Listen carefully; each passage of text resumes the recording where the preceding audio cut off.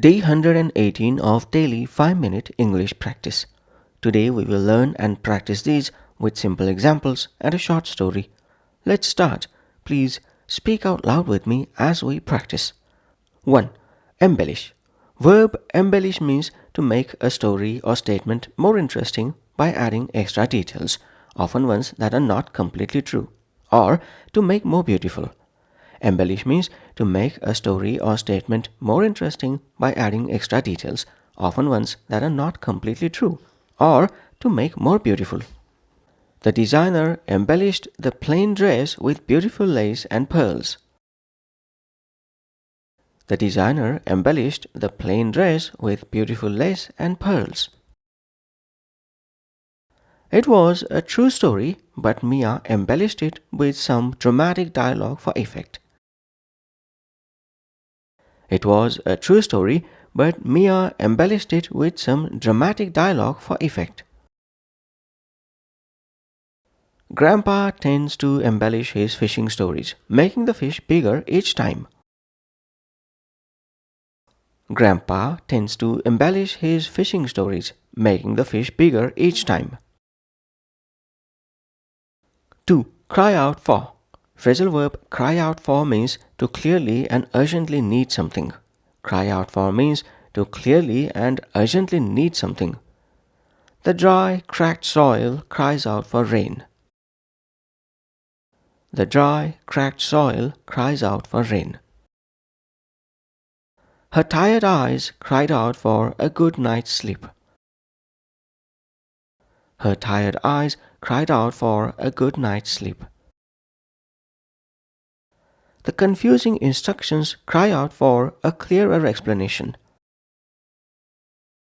The confusing instructions cry out for a clearer explanation.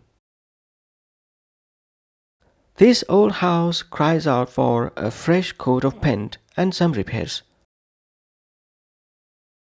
This old house cries out for a fresh coat of paint and some repairs. 3. Waste one's breath. Idiom waste one's breath means to spend time and effort trying to persuade someone who will not listen or change their mind. Waste one's breath means to spend time and effort trying to persuade someone who will not listen or change their mind. I tried to warn Jim, but I was just wasting my breath. I tried to warn Jim, but I was just wasting my breath. Dad told me not to waste my breath making excuses. Dad told me not to waste my breath making excuses. Don't waste your breath arguing with Tim. He's already decided. Don't waste your breath arguing with Tim. He's already decided. You're wasting your breath if you think you can convince Eve not to go. You're wasting your breath if you think you can convince Eve not to go. 4. Tempting prospect. Collocation tempting prospect means an appealing or attractive possibility for the future. Tempting prospect means an appealing or attractive possibility for the future. The job offer with a higher salary was a very tempting prospect. The job offer with a higher salary was a very tempting prospect. For investors, the new tech startup presented a tempting prospect.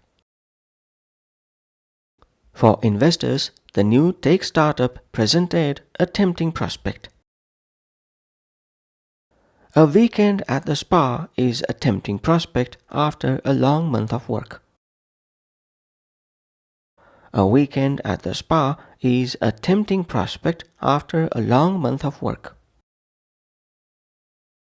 5. Cross a bridge when one comes to it. Proverb cross a bridge when one comes to it means to deal with a problem only when it happens and not worry about it before. Cross a bridge when one comes to it means to deal with a problem only when it happens and not worry about it before. Finals are months away, Jack said. I'll cross that bridge when I come to it. Finals are months away, Jack said. I'll cross that bridge when I come to it.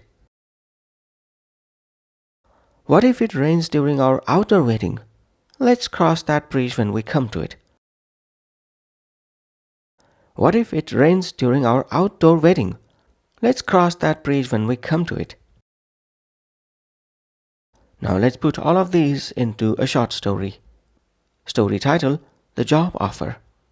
Maya received a tempting prospect, a job offer in a vibrant city far from home. The salary was excellent, but the thought of moving cried out for careful planning. When she told her stubborn brother, he immediately listed all the dangers. She quickly realized she was wasting her breath arguing with him. Later, her friend asked, "But what will you do if you don't like the city?" Maya just smiled. "I'll cross that bridge when I come to it," she replied wisely. Later, she did embellish the story of her decision making a little, making it sound like a grand adventure from a movie. That's it for day 118. Thanks for practicing with me. Join me tomorrow for day 119. Bye for now.